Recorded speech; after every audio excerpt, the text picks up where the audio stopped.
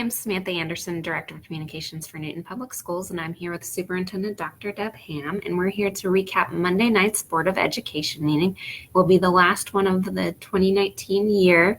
The first thing I'd like to talk about, the Board of Education heard a presentation about safety and security upgrades, possible safety and security upgrades.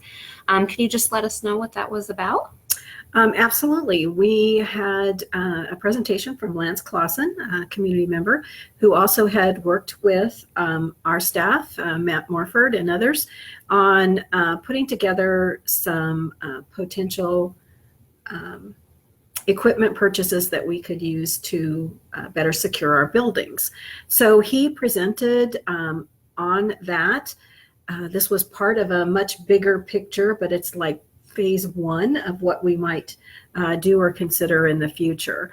And this presentation looked at entrances, doors, exits, and camera placement at our various schools. So this would look at all of our 9 schools and provide a one entry secured all day system. So for staff, it would be a key entry. So they would have like on their badge, they would have a key that they would touch and be able to then go into the building.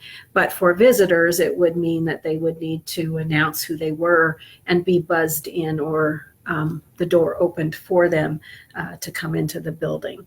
So the board asked very good questions, and we heard about some options from him.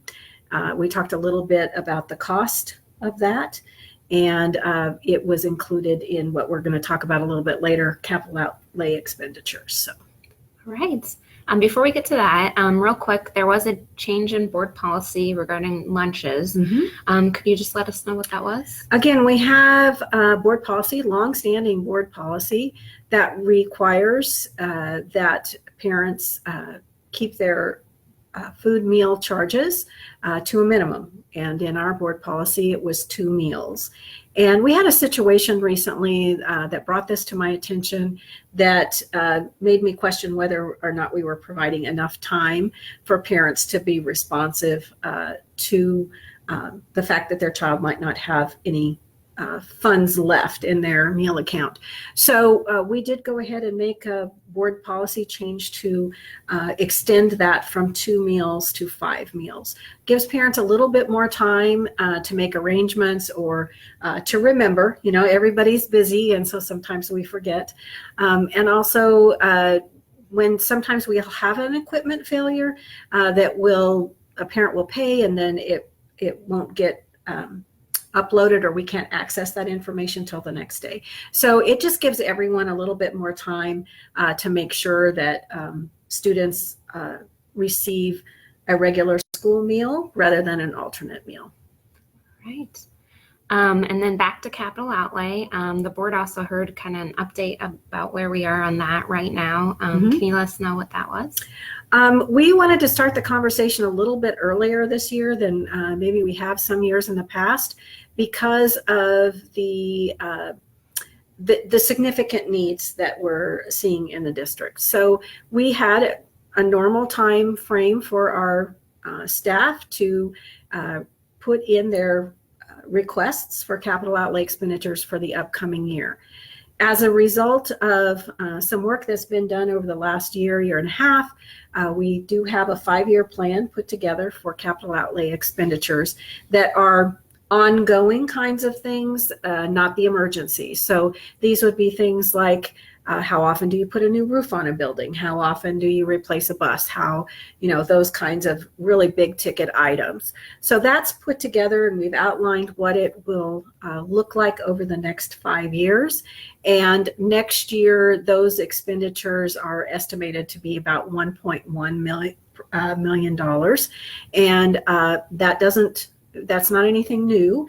That's just the stuff that we're replacing or repairing on a scheduled basis now. So we looked at that. We looked at what our transportation needs would be, and that also is on a 5-year plan. We know that over the next 2 years, we have 3 buses that need to be replaced, because buses have to be replaced after 25 years, they can no longer be on the road. So we have 2 buses that are going to age out, and we need to get them off the road, but we need to have something to replace them. So we'll be replacing 2 buses, 1 or 2 buses this year, and then 1 or 2 buses next year, depending. And then also some vehicles that we use to transport students, either in town or to activities, those kinds of things. Also are older and high mileage, so we need to replace those with some newer vehicles. Also looked at what our annual costs are for subscription software for anything from our financial system to our student data management system that talks to KSDE. We are required to have one, to academic software. So that might be something that students use to practice math or for reading, or it might be an assessment software tool that we use. Our parents are now becoming familiar with FastBridge or FAST. That's the new system that we've switched to this year. So all of those things together. We also looked at what the hardware costs are for the district for keeping our infrastructure updated. So that includes routers and switches and all kinds of servers and things that we use. We have over the years really looked at that hard. We've really totally revamped our network over the last 8 years, and so it's very up to date. We want to keep it that way so the system doesn't slow down. We utilize technology every day in our jobs, and so we need to have a reliable system for us to use. So we looked at those costs, and that also includes the instructional side of the equipment for students' access to computers for coursework. So all of those things and some recommendations from staff members, building administrators that need some particular things for their buildings, athletic requests, those kinds of things are all included in that. The total amount that was requested was $3.1 million, I think it was 3.1, and we have about 2.3 available to us. So we have some cutting that we'll need to do from the requests and trying to figure out, so what are the top priorities that we need to have in place for next year, and then we'll be able to bring that back to the board. Also included within that was the $125,000 for this first phase of some security upgrades that we would like to do across the district. So this is only one little piece of that. One of the things that we have talked about recently are the doors of some of our schools' storm shelters. And so we'll be looking at those, but that's part of the 5-year plan also. So that's a kind of a separate, included within that 5-year plan and not a separate expense. So we talked about lots of things. Now, since we don't have the funding to be able to pay for those, we also gave the board some things to think about as it pertains to how we might fund these things moving into the future. So one of the things that we talked about was capital outlay bonds. And in that process, we utilize our 8 mills of capital outlay that we receive every year, and we leverage that by setting aside so many mills, let's say 5, towards particular items, and that way we could bond those, and that would then allow us to do all of the work up front and pay for it over a 5-year time span, for instance. There's also a traditional lease purchase. So when we look at air conditioning units and how many air conditioning units that we have, we might set all of those up on a 5-year lease purchase. So we would purchase all of those units and then distribute the payment of those over 5 years. Now that wouldn't necessarily be directly associated to capital outlay. We could pay for those out of local option budget or general fund, so we wouldn't be limiting our capital outlay dollars. So that would be another option.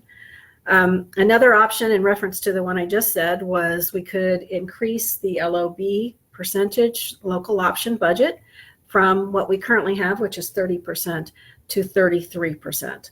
That would require the board to take formal action, and it would also be subject to a vote of the public, but it wouldn't require a vote of the public. So that would also be an option for Newton. That would be about $700,000 additional funding for the district, but it would also mean that about $350,000 of that would be paid for by state collection of taxes and not just on our local taxpayer. So we looked at that very informally, if you will, or not with a solid number, but it looks like it would be about 2 mils of an increase. So that would be a possibility. The other possibility we briefly discussed was energy performance bonding. And that's a particular system that's in the state of Kansas that allows school districts to look at their expenditures for energy, whether that's water, electricity, gas, and utilize savings from putting in more efficient equipment or taking care of things like windows even, and then using the savings that from those efficiencies to be able to pay for the loan. So that does not require a vote of the people. And so that would be something that the board could choose to do. So there's various options out there, and we'll be looking at what the board would like us to pursue moving forward, but they did indicate that they would like to have additional information on those topics, so we'll be working to put those things together. Okay. And then last but not least, can you just let us know the gifts that were made over the past few weeks to the district? Again, always very appreciative of the support of our community or communities. Walton Rural Life Festival provided to Walton Rural Life Center a cash donation of $2,572.81. Northridge PTO also donated to Northridge Elementary School an amount of $1,856 towards the purchase of IXL math license. That's software that the students use that supplements what they have available to them. And Jimmy and Susan Wickisher donated to Railer Robotics a cash donation for $500 to help support them as they travel and pay for the supplies that they need. So very thankful for all of these gifts. All right. Well, thank you for being here. And as always, if you have any questions, feel free to leave them in the comment section. And thank you for watching, and thanks for all the information. Our next meeting won't be until January 12th at 7 p.m. here at McKinley. Thanks. Have a great day.